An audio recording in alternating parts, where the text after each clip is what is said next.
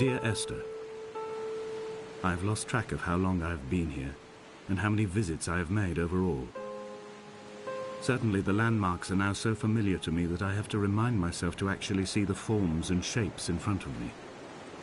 I could stumble blind across these rocks, the edges of these precipices, without fear of missing my step and plummeting down to sea.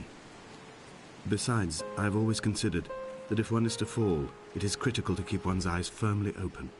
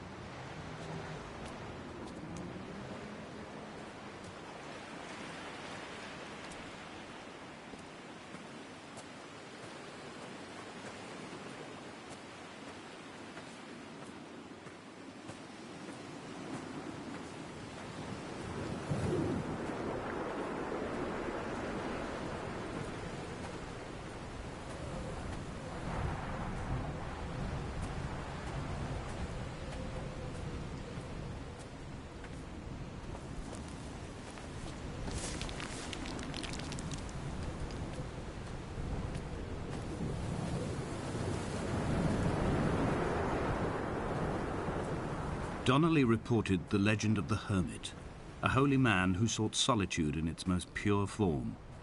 Allegedly, he rode here from the mainland in a boat without a bottom, so all the creatures of the sea could rise at night to converse with him. How disappointed he must have been with their chatter. Perhaps now, when all that haunts the ocean is the rubbish dumped from the tankers, he'd find more peace. They say he threw his arms wide in a valley on the south side and the cliff opened up to provide him shelter. They say he died of fever 116 years later. The shepherds left gifts for him at the mouth of the cave, but Donnelly records they never claimed to have seen him. I have visited the cave and I have left my gifts, but like them, I appear to be an unworthy subject of his solitude.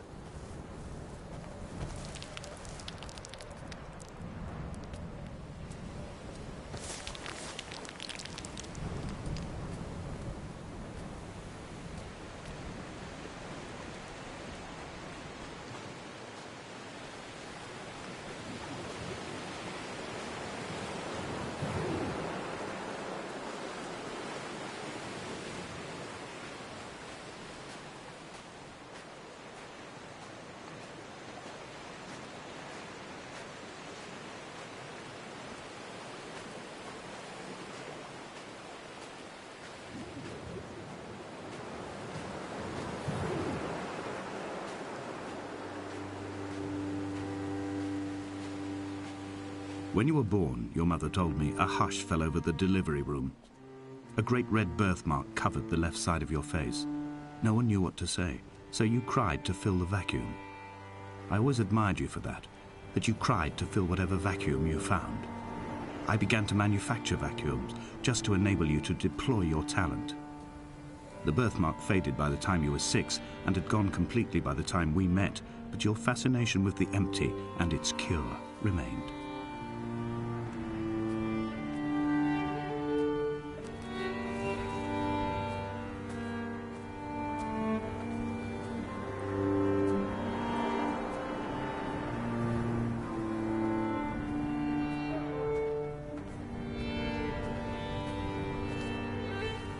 A wonderful sight. The moon cresting the junction between the cliff path and the stone circle. It cast a shadow of the ridge across the beach, all the world as if you had signed your name in untidy handwriting.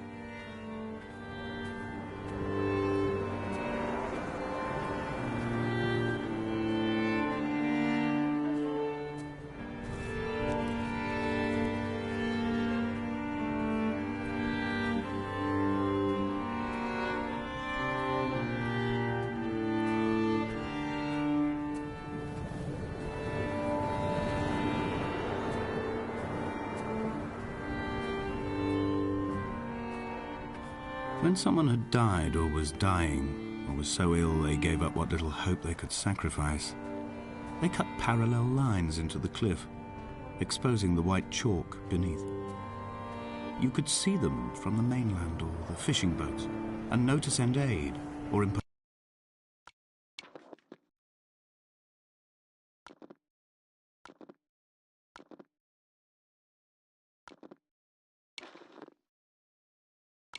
a cordon of protection and wait a generation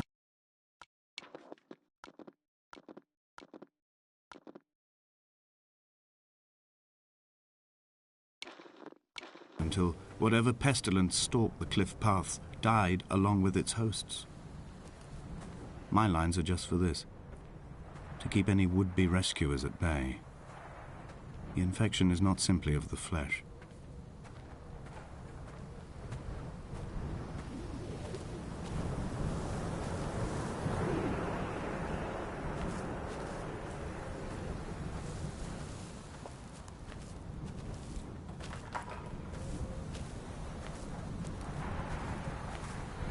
We are not like Lot's wife, you and I.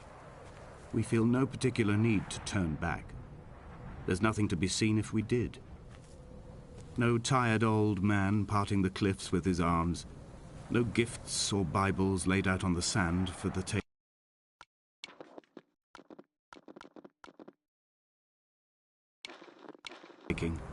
No tides turning or the shrieking gulls overhead. The bones of the hermit are no longer laid out for the taking. I have stolen them away to the guts of this island, where the passages all run to black, and where we can light each other's faces by their strange luminescence.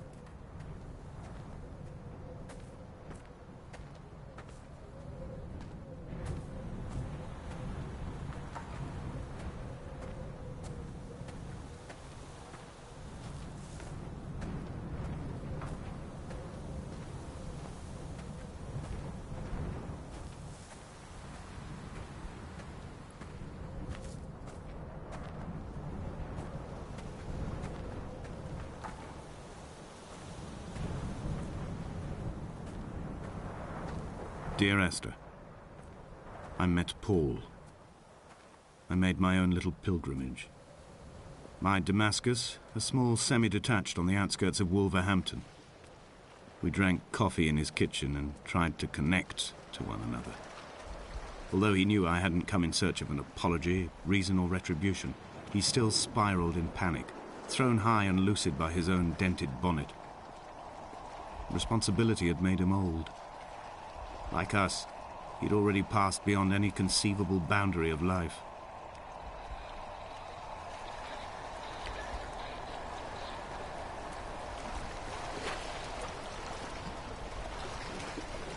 This hermit, this seer, this distant historian of bones and old bread, where did he vanish to? Why, asked the farmers. Why, asked Jakobsen. Why bother with your visions at all, if you're just to throw your arms up at the cliff and let it close in behind you and seal you into the belly of the island, a museum shut to all but the most devoted?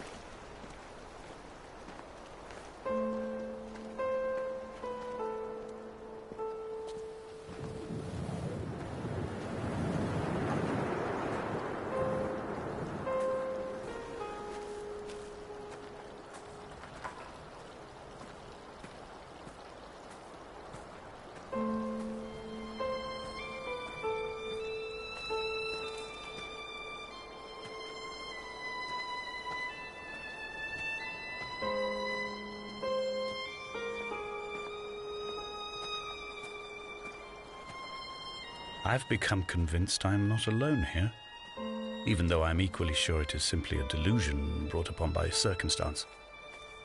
I do not, for instance, remember where I found the candles, or why I took it upon myself to light such a strange pathway. Perhaps it is only for those who are bound to follow.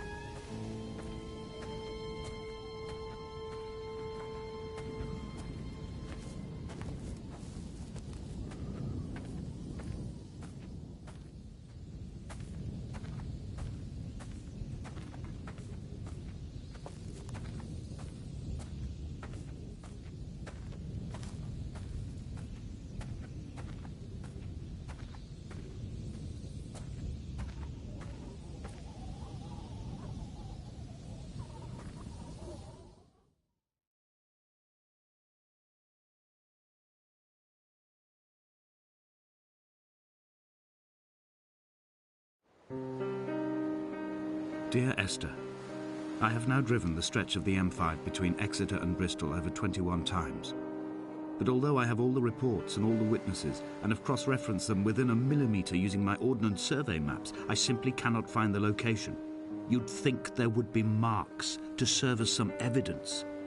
It's somewhere between the turn-off for Sanford and the welcome brake services, but although I can always see it in my rear-view mirror, I have as yet been unable to pull ashore.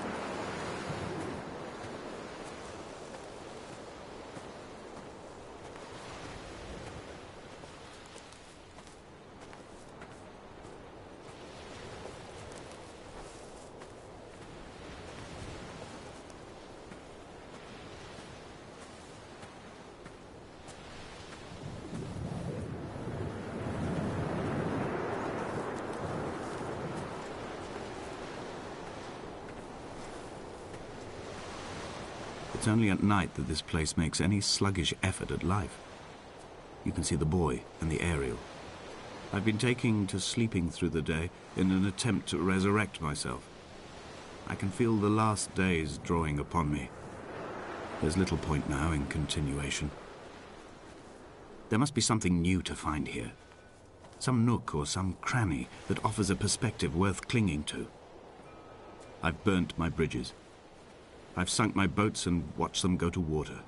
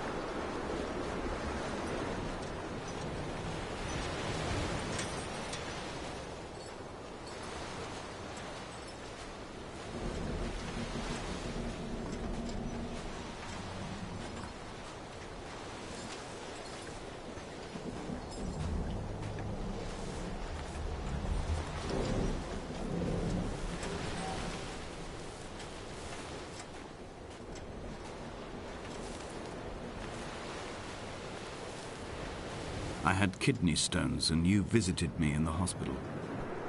After the operation, when I was still half submerged in anesthetic, your outline and your speech both blurred. Now my stones have grown into an island and made their escape, and you have been rendered opaque by the car of a drunk.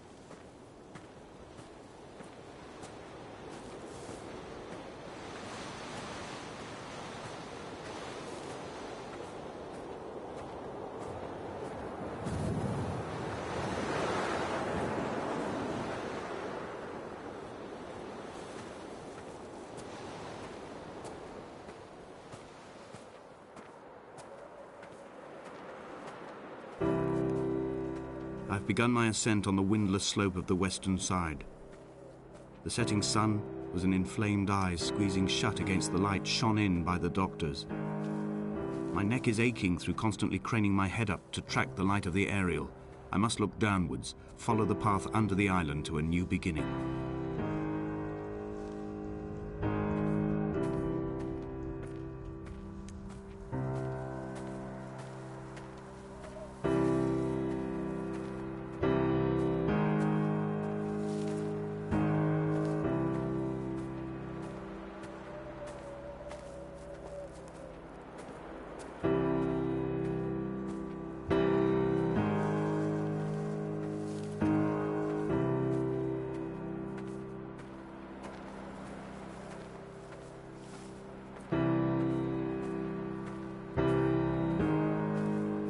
The bothy was constructed originally in the early 1700s. By then, shepherding had formalized into a career. The first habitual shepherd was a man called Jakobsen, from a lineage of migratory Scandinavians. He was not considered a man of breeding by the mainlanders. He came here every summer whilst building the bothy, hoping eventually that becoming a man of property would secure him a wife and a lineage. Donnelly records that it did not work. He caught some disease from his malcontented goats and died 2 years after completing it. There was no one to carve white lines into the cliff for him either.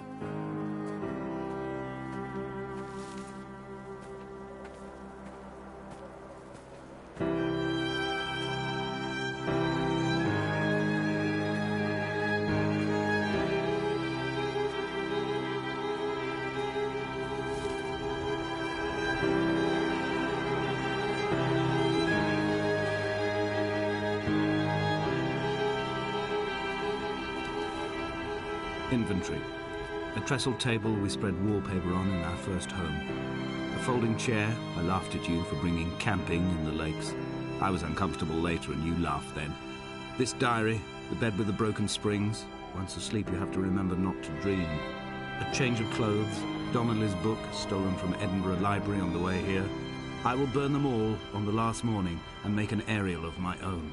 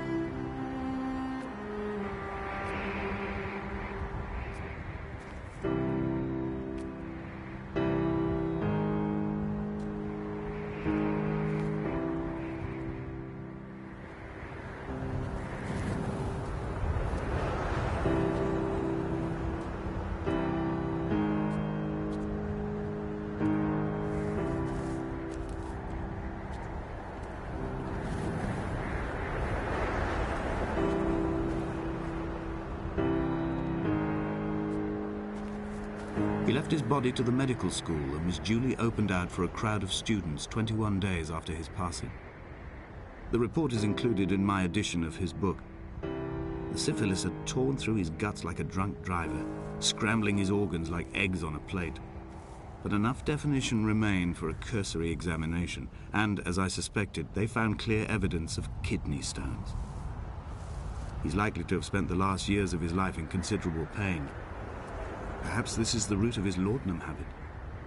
Although its use makes him an unreliable witness, I find myself increasingly drawn into his orbit.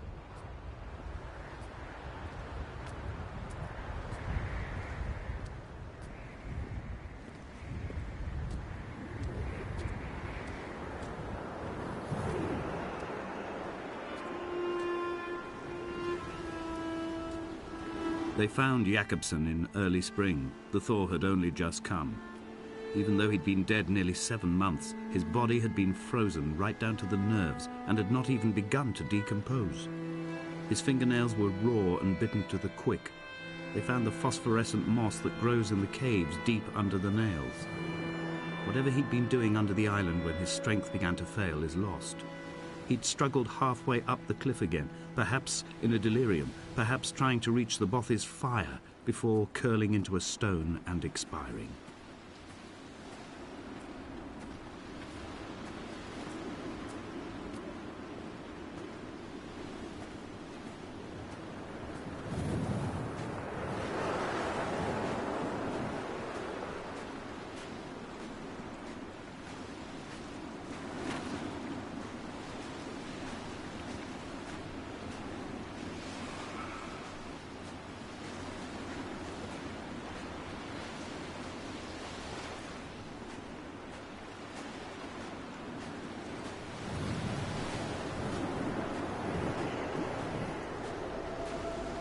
Climbing down to the caves, I slipped and fell and have injured my leg.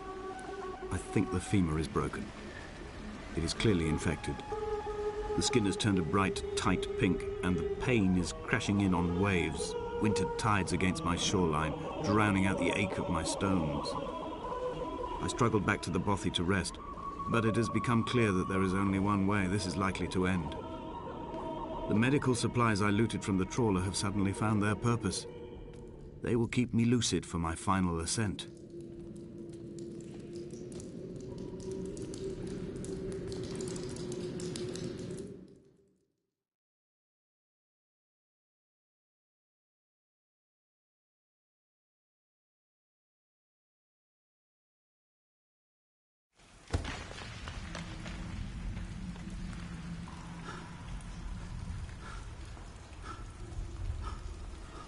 From here, this last time, I have understood there is no turning back.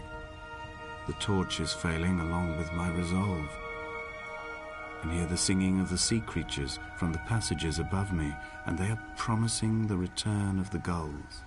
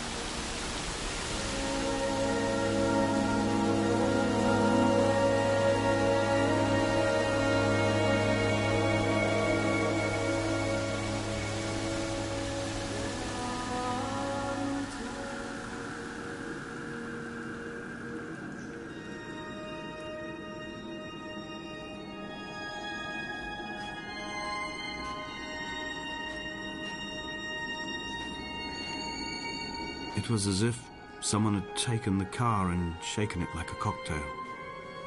The glove compartment had been opened and emptied with the ashtrays and the boot. It made for a crumpled museum, a shattered exhibition.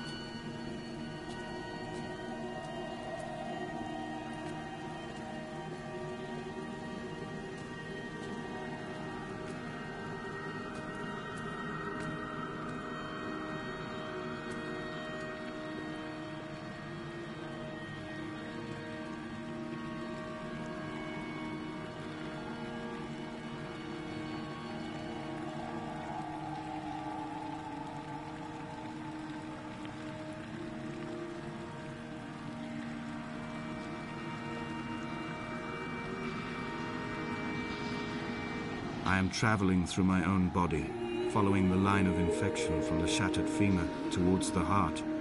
I swallow fistfuls of painkillers to stay lucid. In my delirium, I see the twin lights of the moon and the Ariel shining to me through the rocks.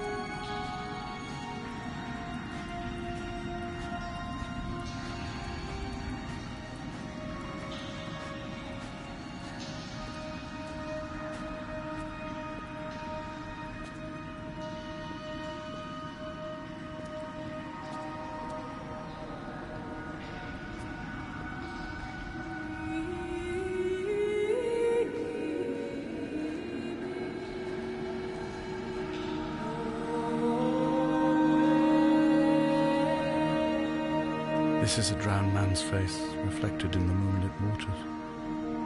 You can only be a dead shepherd who has come to drunk drive you home.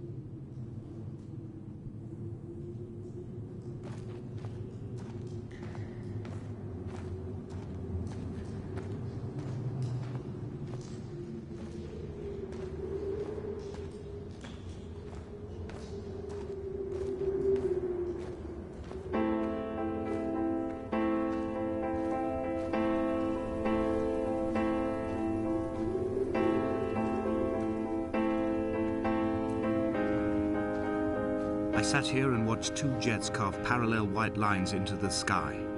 They charted their course, and I followed them for 21 minutes until they turned off near Sanford and were lost. If I were a gull, I would abandon my nest and join them. I would starve my brain of oxygen and suffer delusions of transcendence. I would tear the bottom from my boat and sail across the motorways until I reached this island once again.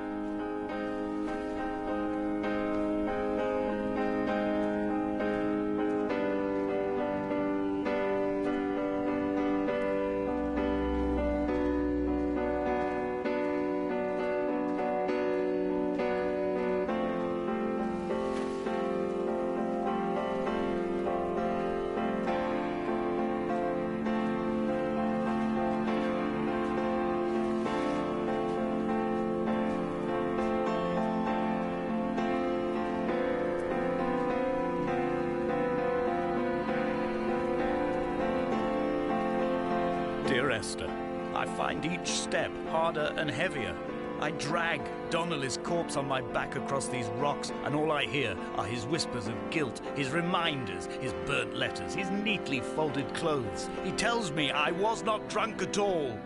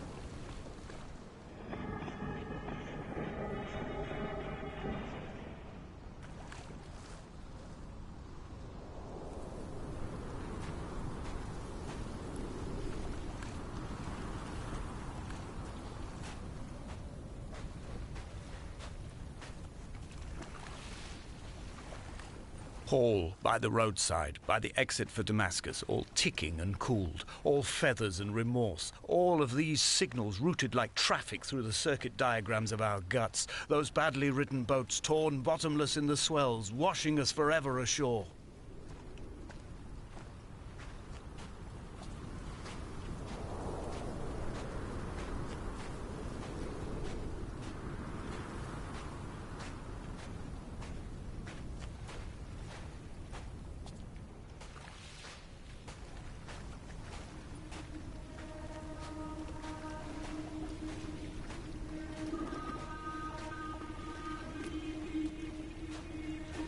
From here, I can see my armada.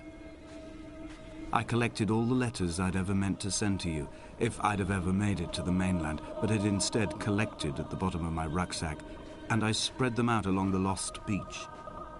Then I took each and every one, and I folded them into boats. I folded you into the creases, and then, as the sun was setting, I set the fleet to sail. Shattered into 21 pieces, I consigned you to the Atlantic. and I sat here until I'd watched all of you sink.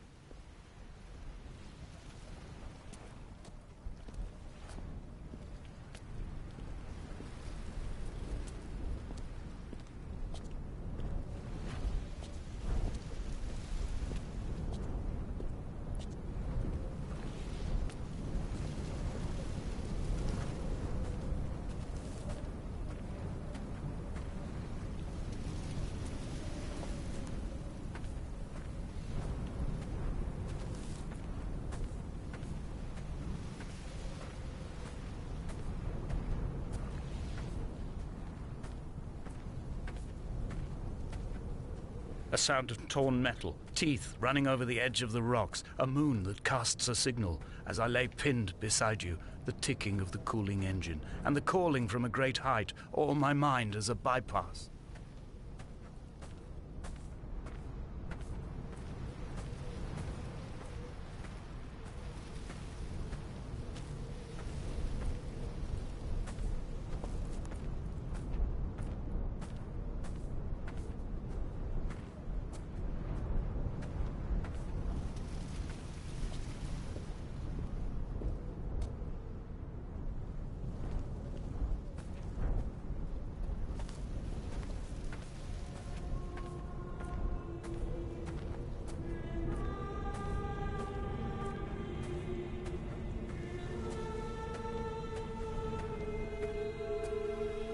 I've begun my voyage in a paper boat without a bottom.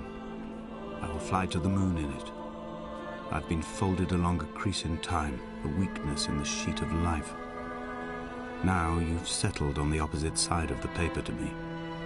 I can see your traces in the ink that soaks through the fiber, the pulped vegetation. When we become waterlogged and the cage disintegrates, we will intermingle. When this paper aeroplane leaves the cliff edge and carves parallel vapor trails in the dark, we will come together.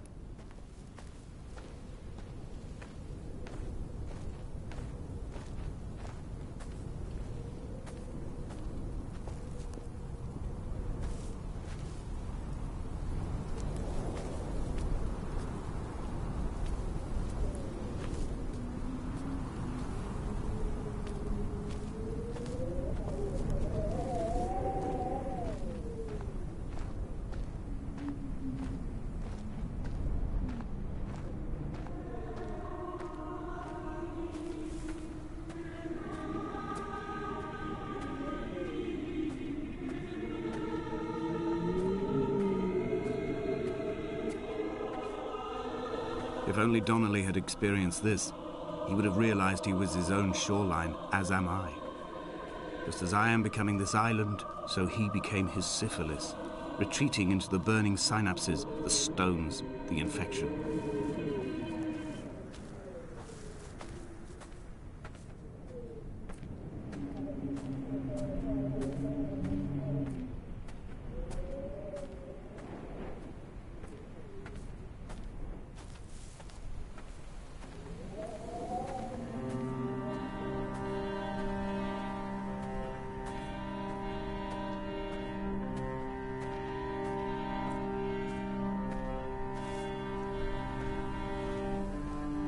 Bent back like a nail, like a hangnail, like a drowning man clung onto the wheel, drunk and spiraled, washed onto the lost shore under a moon as fractured as a shattered wing. We cleave, we are flight and suspended, these wretched painkillers, this form inconstant. I will take flight, I will take flight.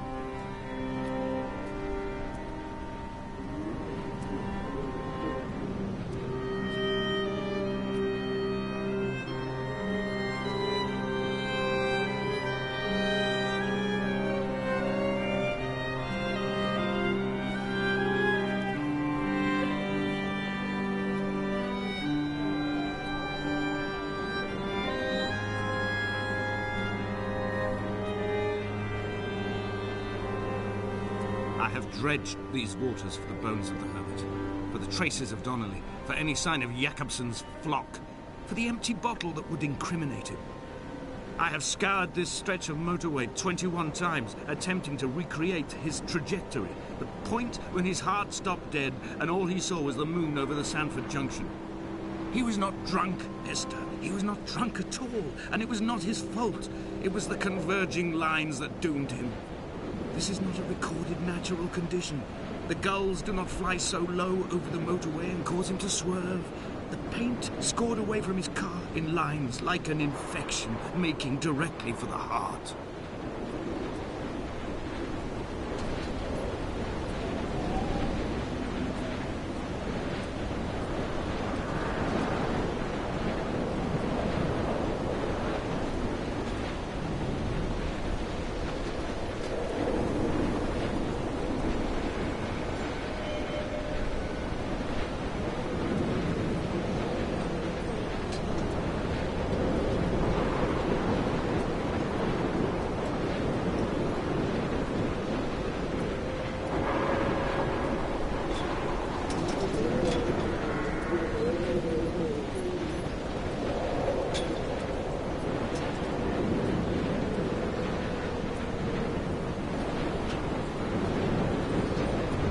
Run out of places to climb.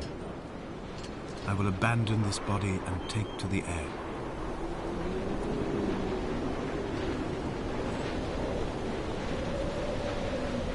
Dear Esther, I have burnt my belongings, my books, this death certificate. Mine will be written all across this island. Who was Jakobsen? Who remembers him? Donnelly has written of him, but who was Donnelly? Who remembers him? I have painted, carved, hewn, scored into this space all that I could draw from him. There will be another to these shores to remember me. I will rise from the ocean like an island without bottom, come together like a stone, become an aerial, a beacon, that they will not forget you. We have always been drawn here.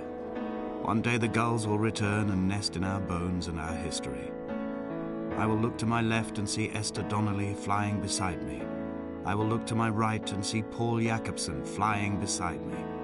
They will leave white lines carved into the air to reach the mainland, where help will be sent.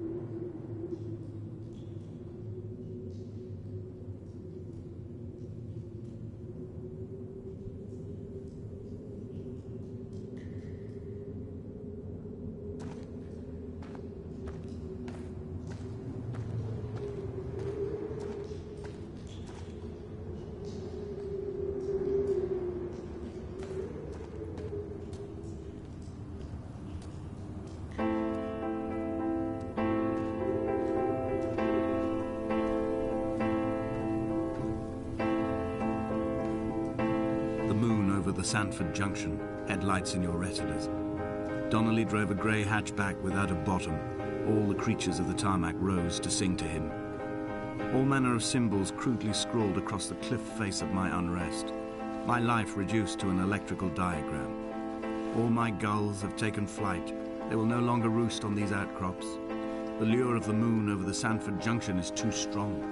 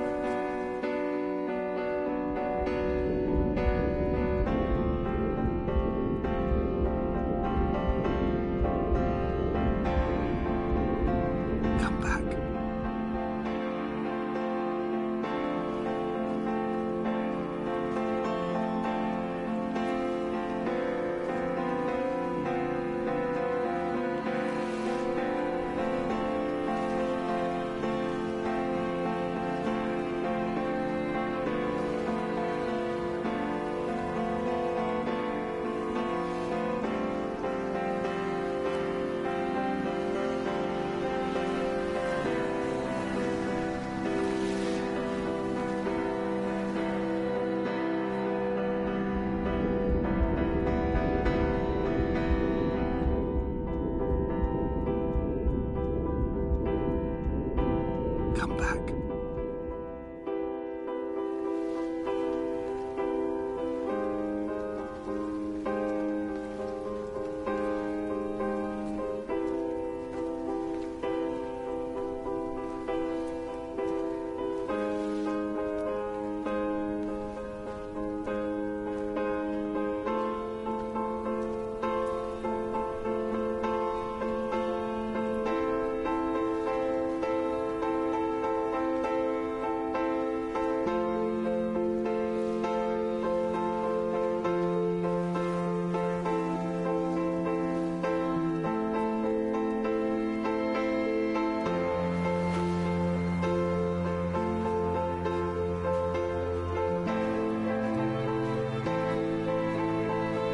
Fire and soil, I chose fire.